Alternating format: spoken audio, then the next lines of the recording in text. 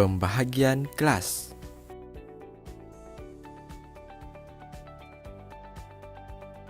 KPM telah mengarahkan untuk pengoperasian semula sekolah dengan mengurangkan bilangan murid di dalam kelas. Hanya 50% murid dibenarkan hadir ke sekolah dan 50% lagi akan membuat PDPR di rumah secara bergila-gila. Oleh itu, sekolah telah membahagikan murid mengikut senarai nama kepada dua kumpulan, iaitu kumpulan A dan kumpulan B.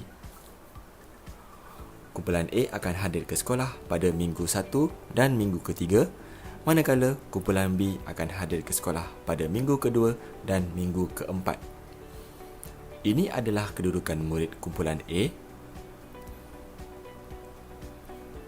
dan ini pula adalah kedudukan murid kumpulan B semasa di dalam kelas.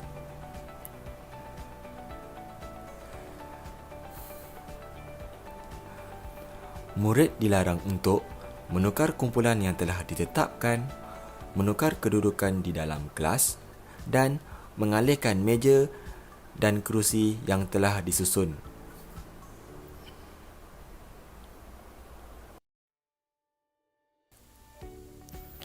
SOP masuk sekolah.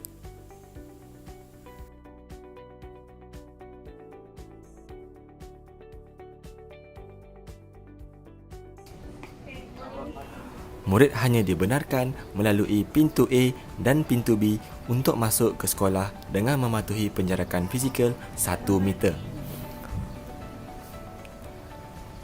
Murid wajib mengambil suhu dan juga memakai cecair sanitasi yang telah disediakan. Suhu yang telah diambil perlu dituliskan di dalam fail suhu di dalam kelas masing-masing.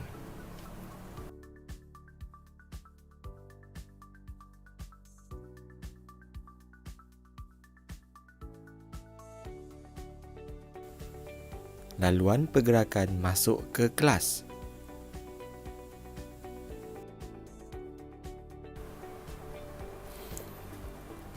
Untuk tingkatan 5, murid akan lalu di laluan sebelah kafe SMKTC dan melalui laluan di sebelah dalam kantin terus ke bahagian belakang kantin menghala ke tangga A. Murid yang datang awal sebelum dibenarkan naik ke kelas perlu menunggu di kawasan kantin sahaja.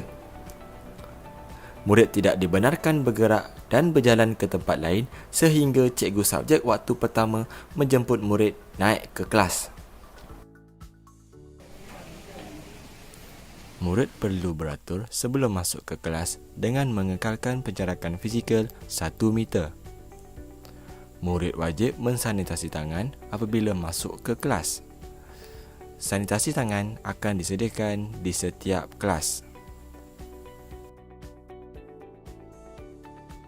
Pelekat nama murid telah ditampal pada bahagian atas meja dan juga di bahagian kerusi. Murid dilarang menukar tempat duduk tanpa kebenaran guru tingkatan. Murid perlu sentiasa memakai pelitup separuh muka semasa di dalam kelas.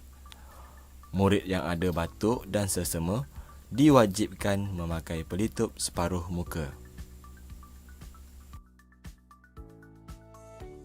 Proses pembelajaran dan pemudahcaraan yang dijalankan wajib mengamalkan penjarakan fizikal sekurang-kurangnya 1 meter dengan orang lain.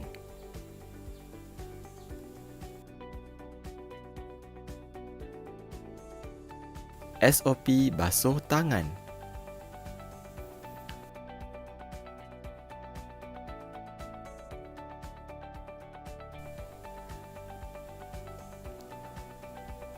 Murid perlu sentiasa mengamalkan kebersihan dengan mencuci tangan mengikut cara yang betul.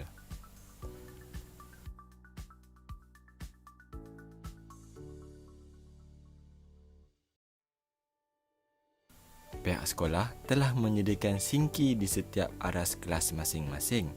Oleh itu, murid tidak perlu pergi ke tandas untuk membasuh tangan.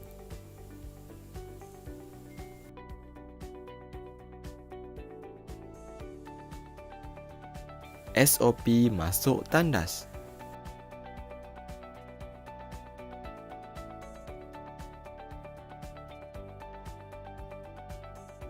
Bagi murid yang ingin ke tandas, mereka akan memakai pas kebenaran ke tandas yang digantung di hadapan kelas.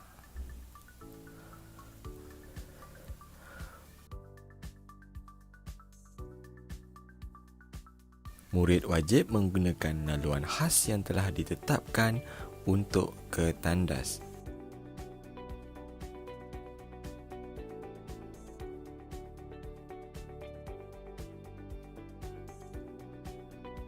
Apabila murid sampai ke tandas, murid perlu menggantung pas di tempat yang telah disediakan di luar tandas.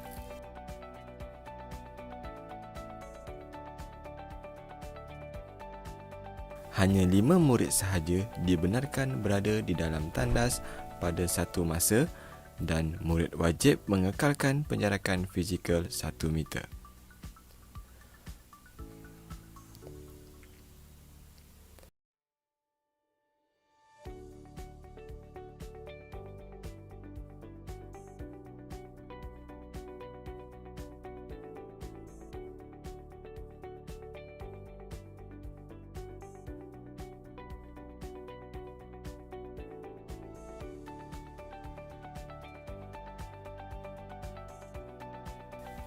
SOP masuk tandas tertakluk kepada semua murid.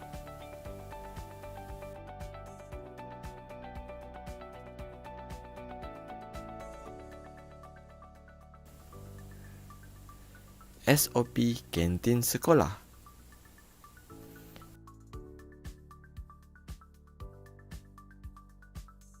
Murid tidak dibenarkan membeli makanan dan minuman di kantin sekolah.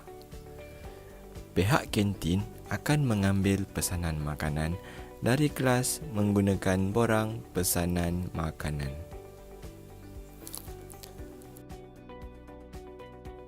Ketua kelas akan turun ke kantin pada waktu rehat untuk mengambil makanan yang sudah dipesan.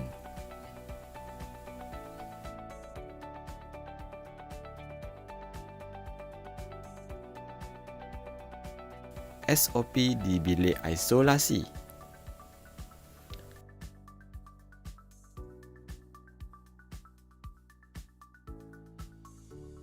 Murid yang mempunyai gejala-gejala seperti batuk, selsema dan suhu badan melebihi 37.5 darjah Celsius akan ditempatkan di bilik isolasi.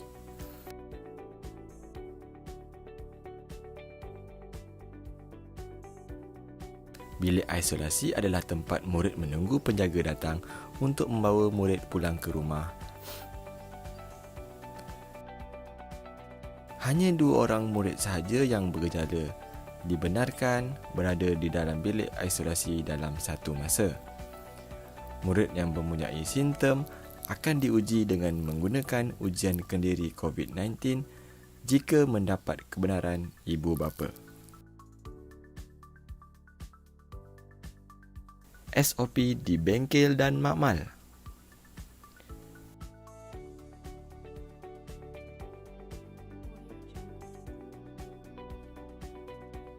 Semua bengkel dan makmal perlu menyediakan cecair sanitasi untuk kegunaan murid dan guru.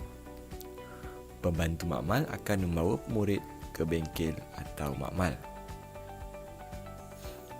Bilangan murid dalam satu masa hendaklah tidak melebihi kuota yang telah ditetapkan. Murid perlu mengikut kedudukan yang telah disediakan di dalam bengkel atau makmal mengikut SOP. Pintu dan tingkap hendaklah sentiasa dibuka supaya dapat menghasilkan pengudaraan yang baik.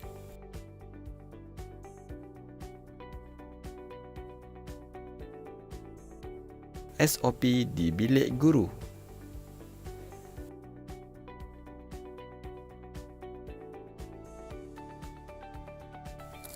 Kedudukan meja guru di dalam bilik guru telah disusun mengikut SOP.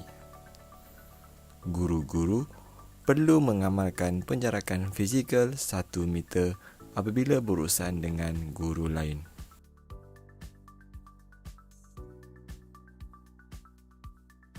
Bilik guru akan disanitasi secara berkala setiap hari untuk memastikan kebersihan ruang kerja.